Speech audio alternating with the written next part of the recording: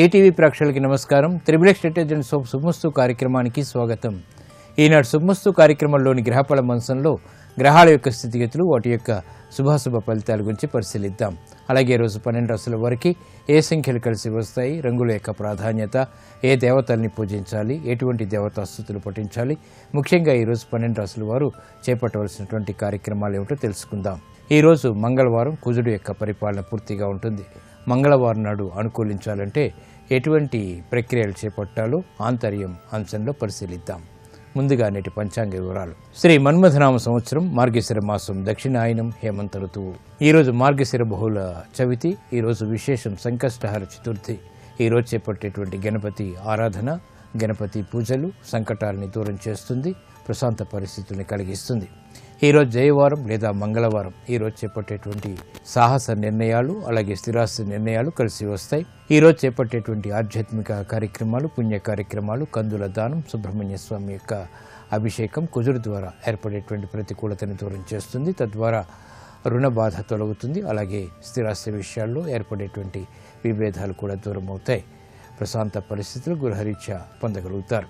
ఈరోజు నక్షత్రం ఆశ్లేష నక్షత్రం. ఈ ఆశ్లేష నక్షత్రంలో ఈరోజు పుట్టేటువంటి వారికి ప్రబల శాంతి తప్పనిసరి. అలాగే ఈరోజు ఆశ్లేష నక్షత్రంలో పుట్టేటువంటి వారికి బుధ మహాదశతోటి ప్రారంభమవుతుంది. ప్రస్తుతం బుధుడు యొక్క స్థితి మకర క్షేత్ర స్థితి, మిత్రక్షేత్ర స్థితి. ఇది ఆధిపత్యత శుభుడైనప్పుడు, అనుకూల లగ్నాల్లో స్థితిరీత్యా బాగున్నప్పుడు మంచి యోగాన్ని కలిగించడంలో సమర్థత కలిగినటువంటి గ్రహం.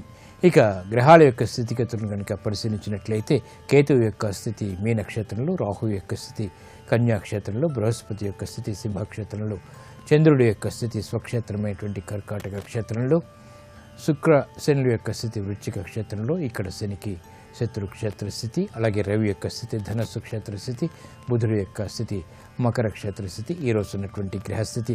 ఇక ఈరోజు 12 రాశుల వారికి ఏర్పడేటువంటి శుభాశుభ ఫలితాన్ని పరిశీలిద్దాం. ముందుగా మేషరాశి.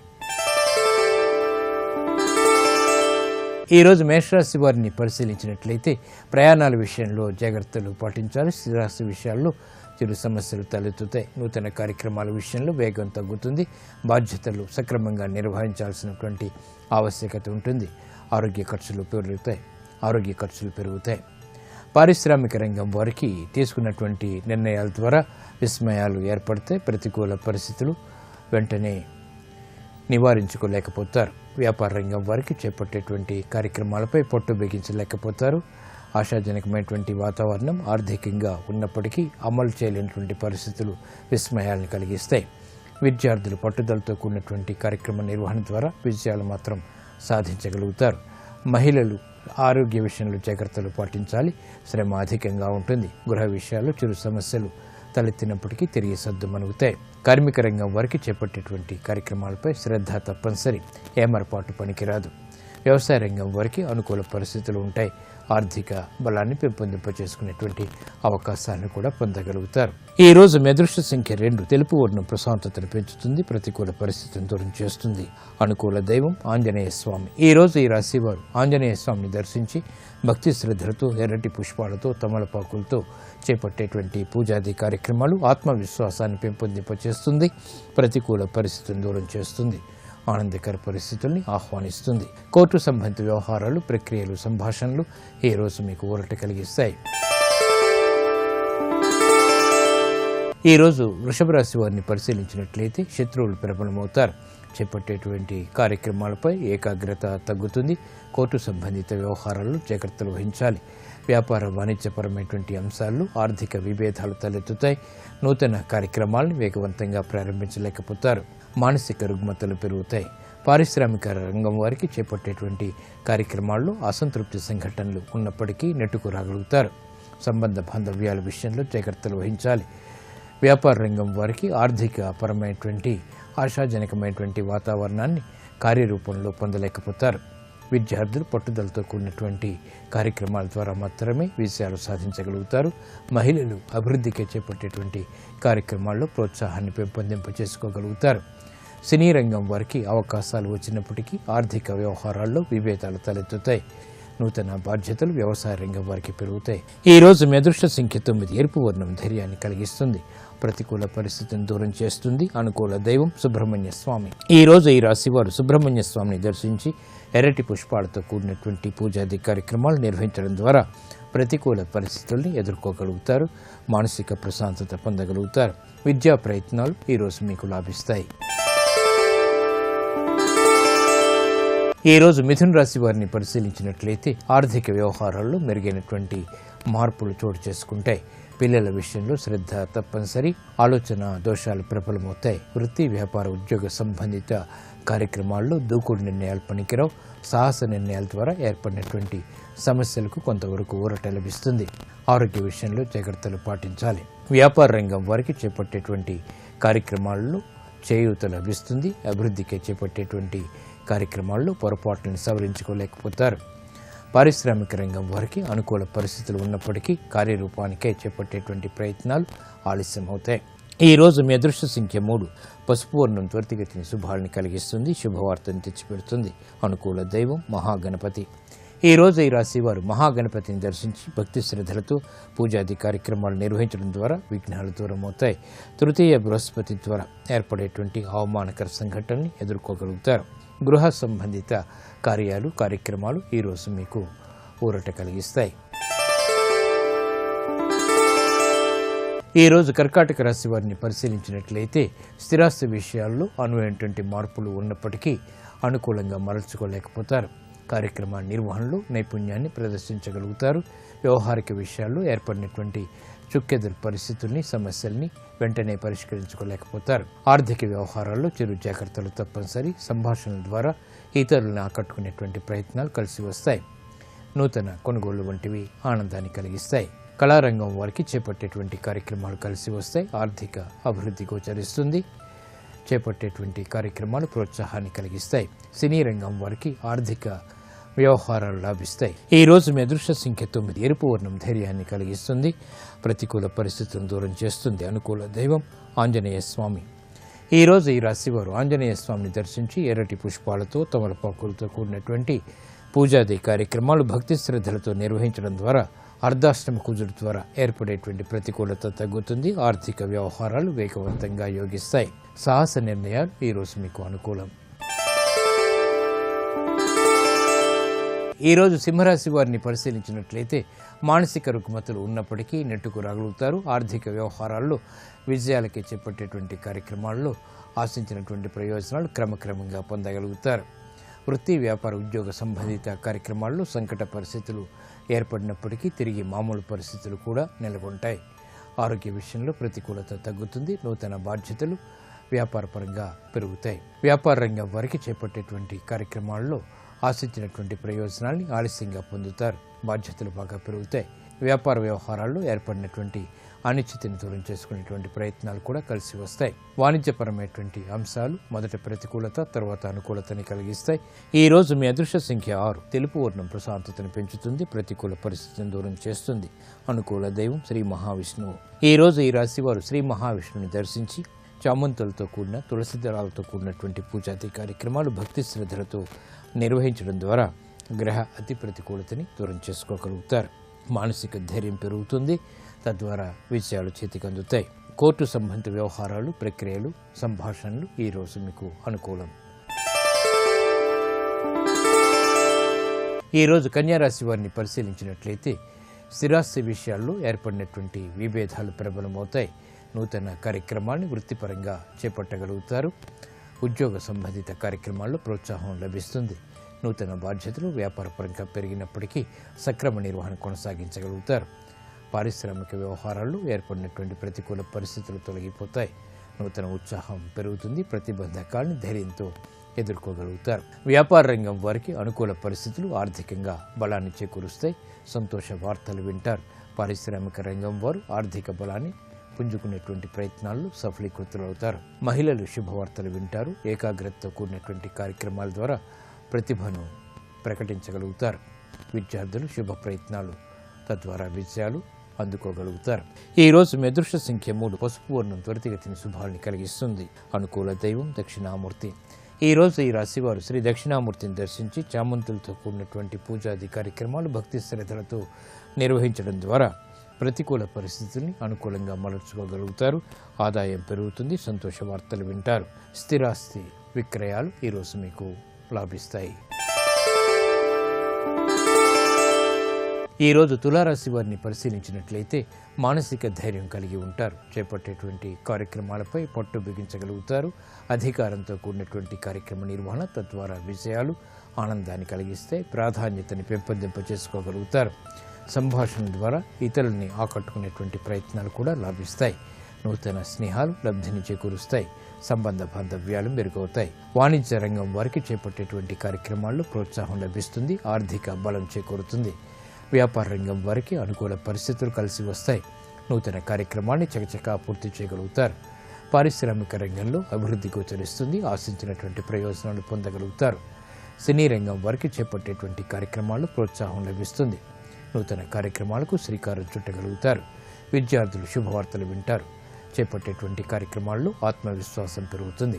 ఈ రోజు మీ అదృష్ట సంఖ్య 2. ఎరుపు వర్ణం ధైర్యాన్ని కలిగిస్తుంది. ప్రతికూల పరిస్థితిని దూరం చేస్తుంది. అనుకూల దైవం మహాకాళి. ఈ రోజు ఈ రాశి వారు మహాకాళి అమ్మవారిని దర్శించి భక్తి శ్రద్ధలతో కుంకుమాది అర్చనాది కార్యక్రమాలు నిర్వహించడం ద్వారా ఆశించినటువంటి ప్రయోజనాలు దగ్గరవుతాయి. అభివృద్ధి గోచరిస్తుంది. విదేశీ లావాదేవీలు, సంభాషణలు, ప్రక్రియలు ఈ రోజు మీకు లాభదాయకం. ఈ రోజు వృశ్చిక రాశి వారిని పరిశీలించినట్లయితే కార్యక్రమాల నిర్వహణలో నైపుణ్యం పెరుగుతుంది. శ్రమ అధికంగా ఉంటుంది.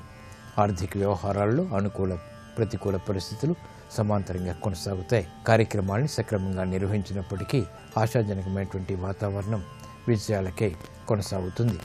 అభివృద్ధికి చేపట్టేటువంటి కార్యక్రమాలు విద్యార్థులకి కలిసి వస్తాయి. పారిశ్రామిక రంగం వారికి చేపట్టేటువంటి కార్యక్రమాల్లో ఏర్పడినటువంటి ప్రతికూల పరిస్థితులను ఎదుర్కొనేటువంటి ధైర్య సాహసాలు లభిస్తాయి. వ్యాపార రంగం వారికి ఆర్థిక వ్యవహారాల్లో ఏర్పడినటువంటి విభేదాలు తగ్గుతాయి. నూతన కార్యక్రమాలు వ్యవసాయ రంగం వారు ప్రారంభించగలుగుతారు. ఆర్థిక వ్యవహారాల్లో ప్రతికూల పరిస్థితులు ఉన్నప్పటికీ సంతృప్తికర సంఘటనలు వృత్తిరీత్యా కొనసాగుతాయి.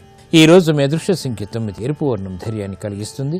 ప్రతికూల పరిస్థితిని దూరం చేస్తుంది. అనుకూల దైవం లక్ష్మీ నరసింహస్వామి. ఈ రోజు ఈ రాశి వారు లక్ష్మీ నరసింహస్వామి దర్శించి భక్తి శ్రద్ధలతో అభిషేకాది కార్యక్రమాలతో పూజాది కార్యక్రమాలు నిర్వహించడం ద్వారా సంకట పరిస్థితులు దూరమవుతాయి. సంకోచాలు దూరమవుతాయి.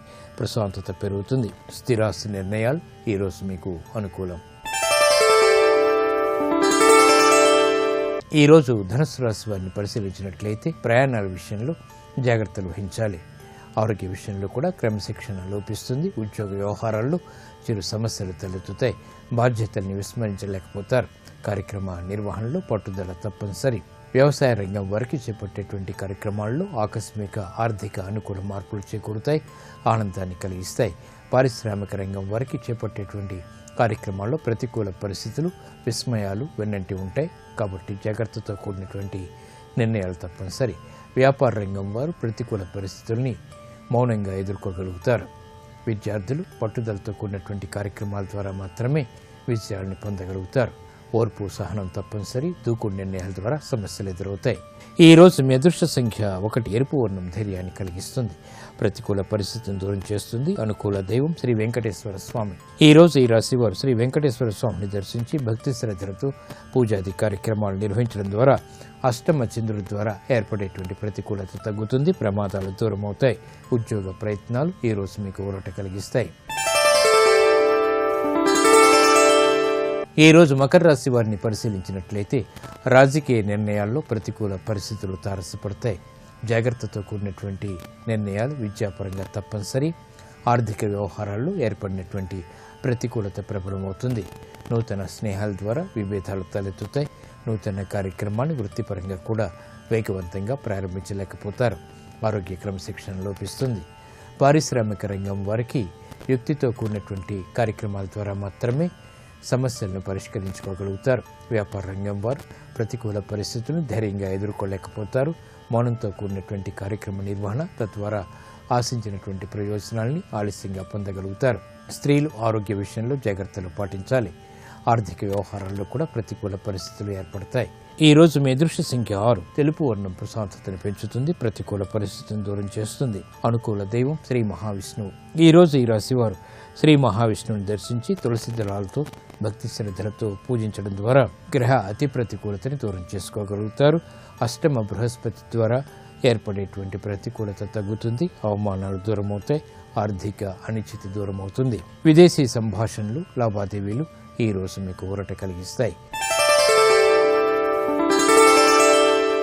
ఈరోజు కుంభరాశి వారిని పరిశీలించినట్లయితే రాజకీయ వ్యవహారాల్లో చుక్కెదురు పరిస్థితుల్ని అధిగమించగలుగుతారు, స్వతంత్ర నిర్ణయాలకు ఉపక్రమించగలుగుతారు, సంబంధ బాంధవ్యాలు పెరుగుతాయి, వ్యాపారపరమైనటువంటి అంశాలు ఆర్థికంగా బలాన్ని చేకూరుస్తాయి, సంతోష వార్తలు గృహరీత్యా ఆనందాన్ని కలిగిస్తాయి, శుభ పరిణామాలు గృహంలో చోటు చేసుకుంటాయి. మహిళలు శుభ సంఘటనలు ద్వారా ఆశించినటువంటి ప్రయోజనాలు పొందగలుగుతారు. గృహంలో ప్రశాంత వాతావరణం కొనసాగుతుంది, ఆనందాన్ని కలిగిస్తుంది. వ్యాపార రంగం వారికి సంబంధ బాంధవ్యాలు మెరుగవుతాయి, నూతన కార్యక్రమాన్ని చకచకా పూర్తి చేయగలుగుతారు.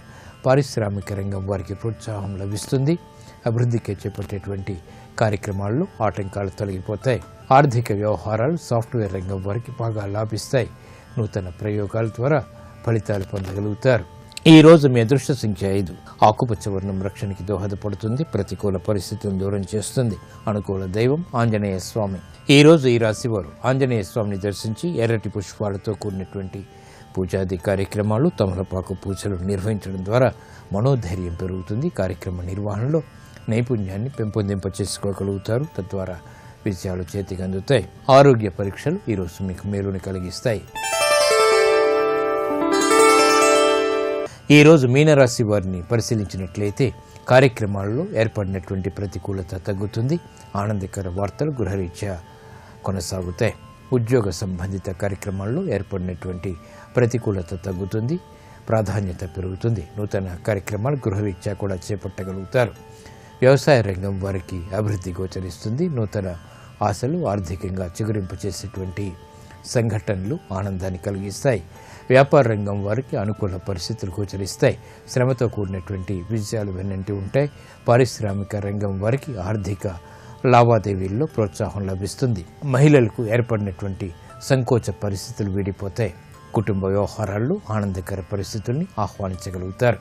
బాధ్యతతో కూడినటువంటి కార్యక్రమ నిర్వహణ సాఫ్ట్వేర్ రంగం వారికి వరం అవుతుంది, చేపట్టేటువంటి కార్యక్రమాలు ప్రోత్సాహాన్ని కలిగిస్తాయి. ఈ రోజు మీ అదృష్ట సంఖ్య 6. తెలుపు వర్ణం ప్రశాంతతను పెంచుతుంది, ప్రతికూల పరిస్థితులను దూరం చేస్తుంది. అనుకూల దైవం మహాగణపతి. ఈ రోజు ఈ రాశి వారు మహాగణపతిని దర్శించి భక్తి శ్రద్ధలతో పూజాది కార్యక్రమాలు నిర్వహించడం ద్వారా ఆర్థిక వ్యవహారాల్లో ఆటంకాలు తొలగిపోతాయి, శత్రుభీతి తగ్గుతుంది, సంబంధ బాంధవ్యాల విషయంలో మెరుగైనటువంటి మార్పులు చేకూరుతాయి. వ్యాపార రుణ ప్రయత్నాలు ఈరోజు మీకు అనుకూలం.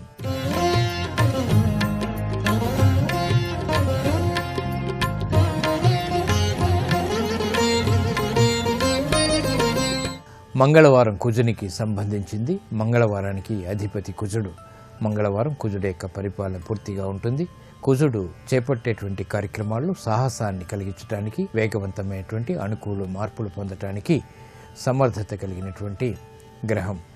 మరి మంగళవారం నాడు మీకు అనుకూలించాలంటే ఎటువంటి ప్రక్రియలు చేపట్టాలి, తద్వారా ఎటువంటి ప్రయోజనాలు కలుగుతాయో నేటి ఆంతర్యంలో పరిశీలిద్దాం. మంగళవారం కుజగ్రహానికి సంబంధించినటువంటి రోజు, ఆంజనేయ స్వామికి ప్రియమైనటువంటి రోజు. మంగళవారం మీకు మంగళకరంగా ఉండాలి అంటే కొన్ని విధి విధానాలని పాటించాలి. మంగళవారం నాడు హనుమాన్ చాలీసాని పఠించాలి. ఇది కుదరని వారు ఓం నమో ఆంజనేయ అనేటువంటి నామాన్ని 11 సార్లు మౌనంగా జపించాలి. ఎర్రపూలతో దైవాన్ని మంగళవారం నాడు ఆరాధించాలి. గోధుమలు, బెల్లంతో చేసినటువంటి వంటకాల్ని నివేదన చేసి ఆరగించాలి. మంగళవారం కోర్టు లావాదేవీలకి మంచిది. సుబ్రహ్మణ్య స్వామి ఆలయాన్ని దర్శించటం మంచిది. క్యారెట్లు, కందులు ఆహారంలో తీసుకోవటం మంచిది. వీలైతే ప్రతిరోజు రాగి పాత్రలను ఉపయోగించాలి. కుదరకపోతే కనీసం మంగళవారం నాడైనా రాగి చెంబుతో నీళ్లు త్రాగటం శ్రేయస్కరం. తూర్పు దిక్కు ప్రయాణాలు ఈరోజు మేలును కలిగిస్తాయి, అలాగే దక్షిణ దిక్కు కూడా. ఎర్రటి దుస్తును ధరించాలి. వీలైతే మంగళవారం రాత్రి అల్పాహారాన్ని మాత్రమే స్వీకరించాలి. ఇటువంటి ప్రక్రియల ద్వారా మంగళవారం నాడు చేపట్టేటువంటి కార్యక్రమాల్లో విజయాలు సాధించగలుగుతారు. గ్రహ ప్రతికూలత తగ్గుతుంది.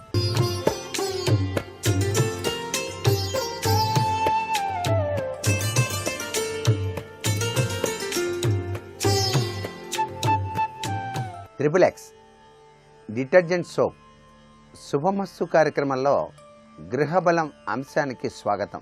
శుభాశుభ లక్షణాలు కలిగినటువంటి దిక్కులు గృహానికి అదృష్టకరమైనటువంటి ప్రభావాన్ని ఏర్పరుస్తాయి.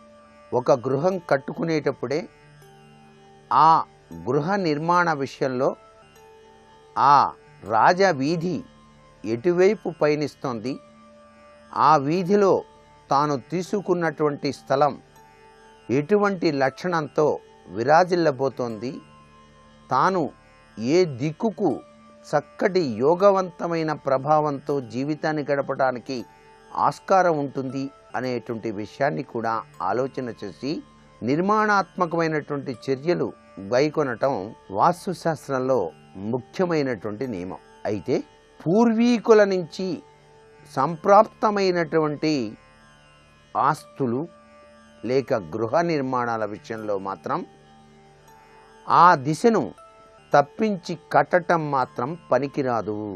పూర్వీకుల నుంచి వచ్చినటువంటి ఆ యొక్క దిశ ఈ వ్యక్తి జీవితంలో వారి యొక్క అనుగ్రహ కటాక్ష వీక్షణాల రీత్యా అభివృద్ధి పదంలోకి పయనింపజేయటానికి ఆస్కారం ఉంటుంది. తాను సొంతంగా సంపాదించి పూర్వీకుల ఆస్తిపాస్తులు కాకుండా తాను గనక స్థలాన్ని కొనుగోలు చేసి కట్టేటువంటి విషయంలో మాత్రం తప్పనిసరిగా అతని యొక్క జాతక రీత్యా ఏ దిక్కు కలిసి వస్తుందో చూసుకొని నిర్మాణాత్మకమైన చర్యలు చేపట్టడంలో తప్పు లేదు. ఇది చాలా ముఖ్యమైన విషయం వాస్తుశాస్త్రరీత్యా. మా తాతలు ఇచ్చింది, మా తండ్రి గారు ఇచ్చింది ఈ స్థలం, ఆ స్థలంలో పాత ఇల్లు ఉంది, దాన్ని పడగొట్టి కడుతున్నాను అన్నప్పుడు ఇతని యొక్క జాతక చక్రంతో సంబంధం లేకుండా నిర్మాణం చేసుకోవచ్చు, తప్పు లేదు అంటోంది వాస్తుశాస్త్రం. ఇప్పుడు దక్షిణ దిశ, ఈ యొక్క దిశ యొక్క ప్రభావం ఏ తీరున ఉంటుంది అని గనక మనం పరిశీలన చేసినట్లయితే, దక్షిణ దిశ సింహద్వారం కలిగినటువంటి వ్యక్తులకు ఇది దక్షిణ దిశగా అన్వయించబడుతుంది. ఈ దిక్కు అశుభకరమైందని చెప్పేసి చాలామంది భావిస్తారు, కానీ అది అశుభం కాదు. ఈ దిక్కుకు అధిపతి యముడు కనుక చాలామంది అలా భావిస్తూ ఉంటారు. భూమిపై నివసించేటువంటి మనుషులకు వారి వారి కర్మానుసారం దండన విధించేటువంటి యముడు న్యాయాధీశుడు కదా. మరి దక్షిణ దిక్కు స్థిరత్వాన్ని, దృఢత్వాన్ని, బలాన్ని ప్రసాదిస్తుంది అనేటువంటి విషయాన్ని గురించి అందరూ అవగాహన చేసుకోవాలి. దక్షిణ దిక్కు కూడా చాలా మంచిదే. ఇంటికి కానీ భవనానికి కానీ దక్షిణ దిశ వైపు భాగం భారీగా ఉంచండి, ఎత్తుగా ఉంచండి. దానివలన ఐశ్వర్య సిద్ధి కలుగుతుంది. దక్షిణ దిశలో గృహ నిర్మాణం చేసినటువంటి వాళ్ళు ఎత్తుగా కట్టుకోవాలి గృహాన్ని. దక్షిణ దిక్కు వైపు ఉన్న భాగం ఎప్పుడూ కూడా అద్దెకు ఇవ్వకండి. ఇల్లు ఖాళీ చేయాలని చెప్పినప్పుడు వాళ్ళు ఇబ్బంది పెట్టడానికి ఆస్కారం ఉంది. అంతేకాకుండా ఎన్నో కష్టాలు కూడా ఎదురవటానికి ఆస్కారం ఉంటుంది. దక్షిణ దిశ వైపు భాగం నౌకర్లకు కానీ వేరే వారికి కానీ అమ్మకండి. ఈ భాగంలో ఉన్న వాళ్లకు దాని మీద ఆధిపత్యం స్థిరమవుతుంది అని చెప్పేసి శాస్త్రం. స్టోర్ రూమ్ నిర్మాణానికి, బరువైనటువంటి సామాన్లు పెట్టడానికి దక్షిణ దిశ చాలా ఉపయుక్తంగా కనిపిస్తుంది. గృహ యజమాని పడక గది దక్షిణ దిశ వైపు ఉంటే చాలా మంచిది అని చెప్పేసి శాస్త్రం చెబుతోంది. మీరు ఏ దిక్కులో ఇల్లు కట్టుకున్నప్పటికీ కూడాను నైరుతి మూల దక్షిణ దిక్కులో తలగడ ఉంచి నిద్రించటం సర్వసౌఖ్యము అని చెప్పేసి శాస్త్రం. ఈ దిక్కులో బోరు పెడితే, ఒకవేళ మీరు బోరు వేయించాలి అని చెప్పేసి భావిస్తే దక్షిణ దిక్కులో మాత్రం బోరు వేయకూడదు. ఆ దక్షిణ దిక్కు నుంచి సరాసరి లోనికి వెళ్ళినట్లయితే ఉత్తర దిక్కు వస్తుంది. ఆ ఉత్తర ఈశాన్యంలో బోరు వేయించుకోండి. దానివలన చాలా చక్కటి యోగవంతమైన ప్రభావాన్ని పొందవచ్చు. వ్యాపారంలో నష్టం వచ్చింది అంటే దక్షిణ దిశలో బోరింగ్ ఉన్నప్పుడే జరుగుతుంది. దక్షిణ దిశలో బోరింగు వ్యాపార నష్టానికి నాంది పలుకుతుంది అనేటువంటి విషయాన్ని గుర్తుపెట్టుకోవాలి సుమా. తయారు చేసినటువంటి సామాను దక్షిణ దిశలో పెడితే సామాను అక్కడే స్థిరంగా ఉండిపోతుంది. అమ్ముడు పోవటం కూడా కష్టమవుతుంది వ్యాపారస్తులకు. అందుచేత దక్షిణ దిశలో తయారు చేసినటువంటి సామాన్లు ఉంచకండి. దక్షిణ దిశలో చిన్నదైనా పెద్దదైనా గోతులు మాత్రం ఎప్పుడూ కూడా ఉండకూడదు. గోతులు గనక ఉన్నట్లయితే అభివృద్ధి పదంలో ఆటంకాలు ఏర్పడటానికి ఆస్కారం అత్యధికంగా ఉంటుంది. అందుకనే దక్షిణ నైరుతి గుంట పరమ దురదృష్టకరమైన ప్రభావాన్ని కలిగింపజేస్తుంది సుమా అని చెప్పేసి మనకు వాస్తుశాస్త్రం తెలియజేస్తోంది. మెట్లు దక్షిణ దిక్కులో ఉంటే చాలా మంచిది. దక్షిణ నైరుతి నుంచి మెట్లు అంటే పడమర వైపు చూస్తూ అలా మెట్లు ఎక్కవచ్చు. ఎక్కి దక్షిణ దిశలో నుంచి పైకి ఎక్కి ఉత్తర వైపుగా దిగుతారు. ఈ విధంగా నిర్మాణం చేసుకోవడంలో తప్పు లేదు. తూర్పు ఉత్తర దిశల కంటే దక్షిణ దిక్కు లోతుగా ఉండకూడదు. ఒక నిర్మాణం చేసేటప్పుడు ఇది చాలా ముఖ్యమైనటువంటి విశేషాంశం. ఎక్కడ నిర్మాణం చేసినా, ఏ దిక్కులో నిర్మాణం చేసినా ఇది బాగా ప్రతి ఒక్కరూ కూడా గుర్తుపెట్టుకోవాల్సినటువంటి ముఖ్య విషయం. అలా ఉంటే ధనం ఇంటికి రావటం కాక బయటికి పోతుంది అనేటువంటి విషయాన్ని కూడా ఈ దక్షిణ దిశలో గుర్తుపెట్టుకోవాల్సిన ముఖ్యాంశం. దక్షిణ దిశలో ఇల్లు కట్టేటువంటి వాళ్ళు ముందు భాగాన అరుగులు ఏర్పాటు చేసుకోవాలి. చాలా చక్కటి అరుగులు ఎత్తుగా నిర్మాణం చేసుకోవచ్చు. ఆ అరుగులపైన కూర్చొని మాట్లాడుకోవడానికి కూడా వీలుగా ఉండేటువంటి తీరులో చక్కటి నిర్మాణం చేసుకోవచ్చు. దక్షిణ నైరుతి వైపు వృక్షం పెంచడం చాలా మంచిది. వేప చెట్టు దగ్గర నుంచి ఏదైనా వృక్షరాజాన్ని మీరు గనక పెంచినట్లయితే సస్యశ్యామలవంతమైనటువంటి ప్రభావం కలిగి తీరుతుంది సుమా అనేటువంటి విషయాన్ని గుర్తిరగాలి. దక్షిణం వైపు గృహ నిర్మాణం చేసేటువంటి వారు బజారు దక్షిణం వైపు ఉండి పడమర వైపు కూడా బజారు గనక ఉన్నట్లయితే ఆ నైరుతి మూల అంటే పడమర దక్షిణ నైరుతి మూల కోణ వికిరణం జరగకుండా జాగరూకత పడండి. అటువంటి గృహ నిర్మాణం చేసినటువంటి వారు దక్షిణ ఆగ్నేయ నడక ఉత్తమోత్తమంగా చెప్పడం జరిగింది.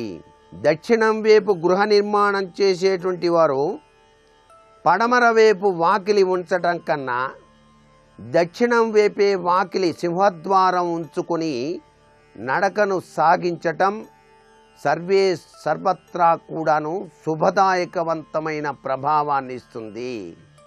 నైరుతి దక్షిణం వైపు ఉండేటువంటి స్థల నిర్మాణ తత్వం వ్యక్తి యొక్క అభివృద్ధి పదంలో ఉత్తమోత్తమైనటువంటి స్థితిగతులను సంపాదించేటువంటి గుణగణాలు కలిగినటువంటి స్థలంగా వాస్తుశాస్త్రరీత్యా భావించబడుతోంది. మరికొన్ని ముఖ్య విషయాలు రేపటి శుభమస్తు కార్యక్రమంలో తెలుసుకుందామా? మరి సర్వే జనా సుఖినో భవంతు.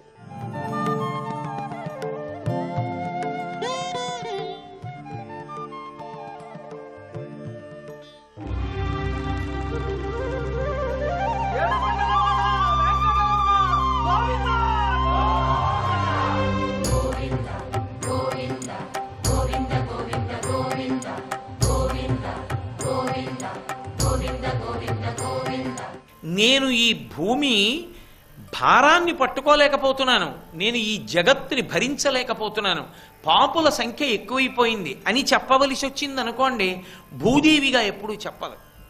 ఆవిడ ఎవరిగా చెప్తుంది అంటే గోరూపంలో చెప్తుంది. ఆవుగా నిలబడి మొరలు పెడుతుంది. ఆవు మొరలు పెట్టిందనుకోండి, వెంటనే వినేవాడెవరంటే పరమాత్మ వింటాడు. ఎవరు నీ మొరలకు కారణము అని అడుగుతాడు. అందుకే గో అంటే ఆవు అన్నది సామాన్యార్థం. గో అన్న మాటకి విశేషార్థం ఏమిటో తెలుసా? ఎన్నడూ హింసింపబడనిది. హింస అన్న మాట గోవు యందు అన్వయం కాకూడదు ఏ రకంగానూ కూడా. గోవుని రక్షించడం వినా ఎక్కడా గోవు బాధపడడానికి వీలు లేదు. గోవులు ఎక్కడ సంతోషంగా ఉంటాయో అక్కడ ఉద్ధారకత్వం ఉంటుంది, అక్కడ లోకము చల్లగా క్షేమంగా ఉంటుంది. ఆర్తితో బాధతో ఆవు అరిచిందా వెంటనే కళ్ళెర్రబడి వింటాడు ఆయన, ఎవరు నీ బాధకు కారకుడు అని. గోవు బాధతో అంబారావం చేస్తే మొదట వింటాడు ఆయన, ఎవడు నీ బాధకు కారకుడు అని అడుగుతాడు. భూదేవిగా అడిగితే ఏమో వినొచ్చు వినకపోవచ్చు, కొంచెం క్షమతో ఉండు, నీ పేరేది క్షితి, నీకు ఓర్పు ఉండాలి, భరించగలగాలి అంటాడు. ఆవుగా అరిస్తే వెంటనే వింటాడు, ఏమి నీ బాధ అని అడుగుతాడు. మీరు అందుకే భాగవతం యొక్క ప్రారంభం చూడండి. ఆవు ఎద్దు దగ్గరికి వస్తుంది, ఎద్దు ధర్మం, దాని 4 కాళ్ళు ధర్మం. ఆవు భూదేవి. ఆవు వచ్చి అడుగుతుంది ధర్మాన్ని. ఈ లోకంబున నీవు పూర్వము 4 పాదముల నడతువు, నేడా శ్రీలలనేశుడు లేమిని కాలముచే నీకు ఒంటి కాలయ్యగదే అని అడిగింది. ఒకప్పుడు కృష్ణ భగవానుడు ఈ భూమి మీద నడిచాడు. ఆయన గోవిందుడు కనుక ఆయన నడిచినప్పుడు నీకు 4 కాళ్ళున్నాయి. ఆయన ఇప్పుడు కృష్ణావతార పరిసమాప్తి చేశాడు. పరిసమాప్తి చేయడం వల్ల ఓ ధర్మమా నీకు 4 కాళ్ళు లేవు, 3 కాళ్లే ఉన్నాయి.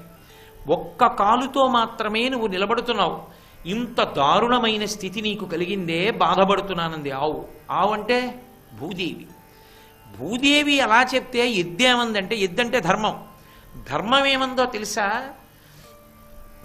నాకు 3 కాళ్ళు పోయాయని బాధపడటం లేదు. దేవతలకు, ఋషులకు, పితృదేవతలకు, నాకు, నీకు, ధీయుతులకు, నానావర్ణాశ్రమములకు, గోవులకు బాధ ఎనుచు కుందెదననగా. నేను ఎందుకు బాధపడుతున్నానో తెలుసా? నాకు 3 కాళ్ళు లేవని కాదు నా బాధ, డేకుతా. నా బాధ నాకు 3 కాళ్ళు లేవంటే వీళ్ళు బాధపడతారని గుర్తు. ఎవరెవరు? దేవతలకు బాధ కలుగుతుంది. ఎందుకు బాధ కలుగుతుంది? ధర్మం తప్పిపోయింది కాబట్టి. యజ్ఞం ఉండదు, యాగం ఉండదు. యజ్ఞాన్ని విమర్శించేవాడు, యాగాన్ని విమర్శించేవాడు, హోమ ప్రక్రియను విమర్శించేవాడు, వేదమంత్రాలను విమర్శించేవాడు, ఎందుకంటే అవన్నీ పట్టుకెళ్ళి అగ్నిహోత్రంలో పడేయడం అనేవాడు, ఇలాంటి వాళ్ళు లోకంలో ప్రబలిపోతారు. దేవతలకి హవిస్సు ఉండదు. కోపం చెందినటువంటి దేవతలు వర్షం కురిపించరు. కురిపించిన ఇంటికి పంట పట్టుకెళ్ళేటప్పుడు కురిపిస్తారు, దాని వలన పంట రాదు. కాబట్టి దేవతలకు, ఋషులు బాధపడతారు. ఎందుకు పడతారు అంటే ఋషులకు మనం రుణపడి ఉన్నాం. వాళ్ళు మన ఉద్ధరణ కోసమని వాంగ్మయం ఇచ్చారు. కోట్లు ఖర్చు పెడతాడు, రామాయణం ఇంట్లో ఉండదు. కోట్లు ఖర్చు పెడతాడు, భారతం ఉండదు. కోట్లు ఖర్చు పెడతాడు, భాగవతం ఉండదు.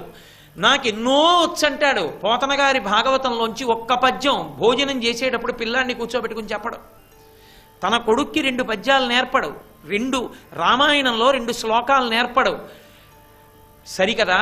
అసలు రాముడంటే సీతమ్మ అంటే ఎవరో తెలియనట్టు ఇంగ్లీష్లో మాట్లాడడం చాలా గొప్ప అనుకుంటాడు. ఇప్పుడు ఋషి ఋణమేమైంది? మేమిచ్చి వీళ్ళు చదువుకుని బాగుపడటం లేదు, ఋషులు బాధపడతారు. ఋషులు బాధపడితే ఈశ్వరుడు బాధపడతాడు. కాబట్టి దేవతలకు, ఋషులకు, నీకు అంటే భూదేవికి పాపులు పెరిగిపోతే నీకు బాధ కాదు, బరువు ఎక్కువైపోతుంది. నాకు ధర్మం ఉండదు, లుప్తమైపోతుంది. కాబట్టి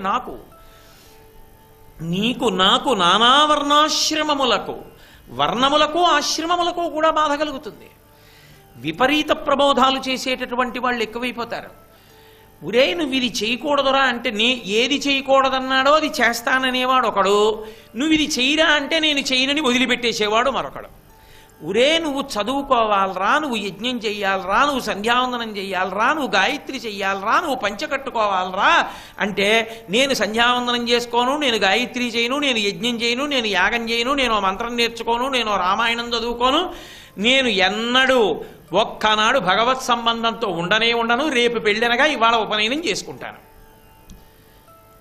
ఎవడు అసలు ధర్మంలో ఉండాలో, ఎవడు ఎక్కువ బరువు మోయాలో వాడు వదిలేస్తాడు. ఎవడు వీటి జోలికి వెళ్లకుండా తన ధర్మం తాను పాటించాలో వాడు ఇవన్నీ పట్టుకుంటానంటాడు. కాబట్టి నానా వర్ణాశ్రమములకు కలగలపైపోతోంది. నానా వర్ణాశ్రమములకు ఆశ్రమాలు.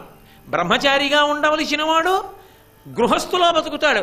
చిన్న వయసులో చదువుకోవలసిన వాడికి కామప్రకోపం. గృహస్థుగా ఉండవలసిన వాడు అబ్బా ఏమిటండి ఇవన్నీ అని సన్యాసిలా బతుకుతాడు. సన్యాసిలా బతకవలసిన వాడు నేను ఎందుకు ఎంత తక్కువ మాట్లాడితే అంత మంచిది. కాబట్టి ఏ ఆశ్రమంలో ఉండవలసిన వాడు ఆ ఆశ్రమంలో ఉండవలసిన వాడిగా ఉండడు. కాబట్టి నానావర్ణాశ్రమములకు, దానికి తోడు ధీయుతులకు. ధీయుతులు అంటే బుద్ధి కలిగిన వాళ్ళు. బుద్ధి కలిగిన వాళ్ళు అంటే శాస్త్రమును ప్రమాణముగా స్వీకరించి బతకాలనుకున్న వాళ్ళు. వాడు ఎక్కడ బతుకుతాడు? వాడిని బతకనివ్వరు. నానా ఇబ్బంది, ఒక్కటి సక్రమంగా ఉండదు. ధీయుతులకు, గోవులకు బాధ ఎనచు కుందెదననగా, వ్యాపారం చేయడానికి గోవు కూడా ఉపకరణమే అయిపోతుంది. కాబట్టి నాకు 3 కాళ్ళు లేవని ఏడవట్లేదు, నేను ఇన్నిటికీ బాధని ఏడుస్తున్నాను. అది నా బాధ. పోయింది ధర్మం అంది అంటే పోయిందా లేదా అక్కడే తెలిసింది. వెంటనే వచ్చి ఒక కాలు మీద ఉన్న ఎద్దుందన్నాడు. అది కూడా కింద పడిపోయింది. మహానుభావుడు ఇంకా పరీక్షిత్ అప్పటికున్నాడు కాబట్టి కలియుగ ప్రారంభంలో పరిగెత్తుకొచ్చాడు. వాచవి అయిన గడ్డిదిని వాహినులందు జలంబు తాగగా నీ పాదంబులనెవ్వడు నిర్దళితంబుగా చేసే వాడు తా కేచరుడైన భూషణయుక్త బాహులన్ వేచని తుంచివైతు వినివేదికి నేగిన నెలడాగినన్ అన్నాడు. వాచవి అయిన గడ్డి తిని, ఓ ఆవు ఎద్దులారా, మీరు ఎక్కడో మనుష్యులకు పనికిరాని గడ్డి మీరు తింటున్నారు. వాహినులందు జలంబు త్రాగగా, మురుగుడు కాలువలో నీళ్లు తాగుతాయి, మనకి శుద్ధమైన పాలిస్తాయి. అటువంటి నీ కాళ్ళు ఎవడు నరికాడు? ఎవరొచ్చాడు నీ జోలికి? వాడి చేతులు నరికేస్తాను. ఎవరు వాడని అడిగాడు. ధర్మ సంస్థాపన చేయడానికి సిద్ధపడినటువంటి ప్రభువు కనుక. ఇది గోవిందనామానికి ఉన్న తాత్పర్యం. నా విష్ణు పృథివీపతి. ఎందుకు పరీక్షిత్తుకు అధికారం వచ్చింది అంటే, పరీక్షిత్తు చెప్పుకున్నాడు భూదేవితో, అమ్మా సాధువులకు జంతువులకు బాధలు కలిగించు కలుల భంజింపని రాజాధము ఆయు స్వర్గము శ్రీ ధనము వీటిపోవు సత్యము తల్లి అన్నాడు. విష్ణుస్వరూపంగా ఈ రాజ్యాన్ని పరిపాలన చేయడానికి రాజు అన్న పేరుతో కూర్చుంటాడు. ఎవడు పరిపాలనాంశతో కూర్చునున్నాడో ఆ పరిపాలనాంశతో కూర్చున్నవాడు శాస్త్ర ప్రకారము రక్షింపబడవలసినటువంటి సాధుజీవులను సత్పురుషులను రక్షించకుండా వాళ్ళు బాధపడుతున్నా చూస్తూ ఊరుకుంటే అలా కూర్చున్నవాడెవరో వాడి యొక్క ఐశ్వర్యము స్వర్గము వాడి యొక్క పైలోకములు అన్ని నశించిపోతాయమ్మా. అందుకని నా కర్తవ్యం నేను కాపాడి తీరాలమ్మా అన్నాడు. శిష్టజన రక్షణంబును దుష్టజన నిగ్రహంబును నృపులకు స్రష్ట విధించెనని పురాణ ద్రష్టలు చెప్పుదురు. ఇది ధర్మము తల్లి అన్నాడు. ఎవడు తనంత తాను రక్షించుకోలేని బలహీనుడు ఉంటాడో వాడు ధర్మాన్ని పట్టుకుని ఉన్నప్పుడు వాడిని రక్షించడం, అధర్మంతో ధర్మాన్ని పట్టుకున్న వాడిని పాడు చేస్తున్న వాడిని శిక్షించడం రాజు యొక్క కర్తవ్యం. అందులో నేను వైక్లభ్యాన్ని పొందకూడదుగా అమ్మా, అందుకుని వీడి భుజాలు నరికేద్దాం అనుకుంటున్నాను అన్నాడు. కాబట్టి ఇప్పుడు ఆయన భూమికి పరిపాలకుడు గోవిందా అన్న నామానికి అర్థం ఏమిటంటే, భూమి వంక చూసినప్పుడు భూమి మీద ఉన్నప్పుడు ఒక భావన మనసు యందు ఉండాలి. అసలు ఈ భూమి భరించడానికి ఈ భూమి మీద నిలబడడానికి యోగ్యముగానే బతుకుతున్నానా, అది గోవిందా అన్న నామానికి అర్థం. గోవిందా గోవిందా గోవిందా గోవిందా అని పిలవగా ఏ భావన వస్తుందంటే ధర్మమునందు అనురక్తి వస్తుంది. నేను ఈవిడికి బరువు కాకూడదు, నేను ఉండడం ఆవిడికి సంతోషం కావాలి. ధర్మాత్ములైన వారు భూమి మీద ఉంటే వర్షాలు పడతాయి, భూమి సస్యశ్యామలమవుతుంది. నేను అటువంటి వాడిని కావాలి తప్ప నేను తల్లికి బరువు కాకూడదు అన్న భావన మనసు యందు అన్వయం అవ్వాలి అంటే గోవిందా అన్న నామంతో పిలవాలి. అది భూమికి రక్షకుడన్న మాటకు అర్థం. ఇప్పుడు ధర్మమునందు అనురక్తి కలిగిందనుకోండి, ఎవడు ధర్మమునందు అనురక్తి కలిగి ఉంటాడో వాణ్ణి చూస్తే ఇద్దరు ప్రీతి చెందుతారు. ఒకరు భూదేవి, వేరొకడు భగవానుడు. ఇద్దరికీ పరమ సంతోషంగా ఉంటుంది ధర్మాత్ముడైన వాడు జీవించి ఉండడం. అందుకు కదూ రాక్షస కులమునందు జన్మించినప్పటికీ విభీషణుడు ఆపత్కాలమునందు కూడా నా మనసు ధర్మమునందు ప్రవర్తించుగాక అని చతుర్ముఖ బ్రహ్మగారిని వరం అడిగితే నీకు మృత్యువు లేదు, చిరంజీవివి అన్నాడు. ఎవడు ధర్మమునందు నిలబడాలనుకుంటాడో వాడు చిరంజీవిత్వాన్ని పొందుతాడు. ఎవడు అధర్మాన్ని కోరుకుంటాడో వాడికి ఎంత తపస్సున్నా నిలబడలేడు. 10 తలలున్నా తపస్సున్నా రావణుడు ఏమైపోయాడు? వెళ్ళిపోయాడా లేదా? కాబట్టి ధర్మము శాశ్వతము, ధర్మము సత్యము, ధర్మము మనిషిని కాపాడుతుంది. అటువంటి ధర్మమునందు అనురక్తి, భగవంతుడు చెప్పినట్లు మనం బ్రతుకుదాం అనే ఆలోచన దేని వలన కలుగుతుంది అంటే గోవిందా గోవిందా గోవిందా అన్న నామాన్ని పలుకుతుంటే ధర్మమునందు అనురక్తి కలిగి భూమి ఎవరి సొత్తో తెలుస్తుంది. లేనినాడు సగరపుత్రులు ఏం చేశారు? 60,000 మంది భూమికి ఇష్టం వచ్చినట్టు గోతులు పెట్టారు. గోతులు పెట్టి కనపడ్డ ప్రాణిని కనపడ్డట్టుగా చంపేస్తూ పాతాళం వరకు వెళ్ళిపోయారు. అప్పుడు దేవతలందరూ వెళ్ళారు, ఈ భూమిని పాడు చేసేస్తున్నాడు ఎలా ఈ సగర పుత్రులని. వెంటనే మహానుభావుడైనటువంటి బ్రహ్మగారు అన్నాడు, కాపిలం రూపమాస్తాయ ధారయనిశం ధరణీమిమాం. అనిశము ఎల్లప్పుడూ కూడా ఈ భూమినంతటినీ కాపాడి దీనిని రక్షించేవాడు శ్రీ మహావిష్ణువు. ఆయన కపిల మహర్షి అన్న రూపంలో ఉన్నారు. ఆయన చంపేస్తారు ఇలాంటి పనులు చేస్తే. కాబట్టి కపిలుని యొక్క ఆగ్రహ జ్వాలల యందు ఈ 60,000 మంది సగరపుత్రులు బూది కుప్పలుగా పడిపోతారన్నారు. అధర్మం చేసి భూమిని పాడు చేద్దామనుకున్న సగరపుత్రులు ఏమయ్యారు? చిట్ట చివరికి భస్మరాసులై పడిపోయారు. ఎంత దారుణంగా పడిపోయారంటే వాళ్ళకి ఉత్తర క్రియలు కూడా లేవు. జలతర్పణ చేయడానికి ఈ భూమి మీద ఉన్న నీళ్లు పనికిరావు. మహానుభావుడు భగీరథుడు ఆ వంశంలో పుట్టాడు కాబట్టి, గంగని ఆకాశం నుంచి తీసుకొచ్చాడు కాబట్టి, ఆ గంగా ప్రవాహం ప్రవహిస్తే పాతాళలోకం వరకు వెడితే భోగవతి అన్న పేరుతో వెళ్ళి సగరుల యొక్క శరీరముల బూది కుప్పల మించి ప్రవహిస్తే అప్పుడు వాళ్ళకి ఉత్తమ గతులు కల్పింపబడ్డాయి. అప్పటి వరకు అలాగే పడి ఉండిపోయారు. కాబట్టి గోవిందా అన్న నామము చేత ఈ భూమికి రక్షకుడు ఆయన అన్న భావన మనకి మనసులో బాగా పెరుగుతుంది. మీరు ఇంకొకటి గమనించండి, అసలు దేవాలయంలో కూడా శ్రీ భూ సమేత శ్రీ మహావిష్ణువుగా ఉంటారు. ఒక పక్క శ్రీదేవి, ఒక పక్క భూదేవి ఉంటారు. ఇద్దరు పద్మాలు పట్టుకుని అయ్యవారి వైపుకి వంగి ఉంటారు. ఇటు శ్రీదేవి ఇటు భూదేవి ఉండడంలో తాత్పర్యం ఏమి అంటే, ఒక పక్క భూదేవి తన ధర్మాన్ని తాను నెరవేరుస్తుంది.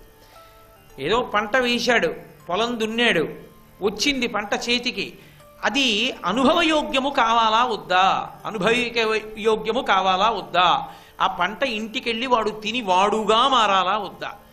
అన్నం అక్కడ ఉందనుకోండి, అది అన్నం నేను, ఈ అన్నం నేను తినేశాను అనుకోండి, ఇప్పుడు అన్నం ఏమైంది? నేనైపోయింది. పండిన పంట నేనైపోవాలా వద్దా అంటే మధ్యలో ఉన్న ఆయన వంక చూస్తుంది భూదేవి. ఇదంతా చేరచ్చా ఇంటికి? చేరవచ్చంటే శ్రీదేవిగా మారుతుంది. ధాన్యాగారాలు నిండుతాయి, కడుపులు నిండుతాయి. ఏ ధర్మం పాటిస్తున్నారని చేరాలి, ఏ పుణ్యకార్యం జరుగుతోందని చేరాలి, నే చెప్పిన శాసనం ఎవడు పాటిస్తున్నాడని చేరాలి అని ఈశ్వరుడు పశ్చాత్తాపం కూడా లేని వాళ్ళకి ఎందుకు అని ఇలా అన్నాడు అనుకోండి.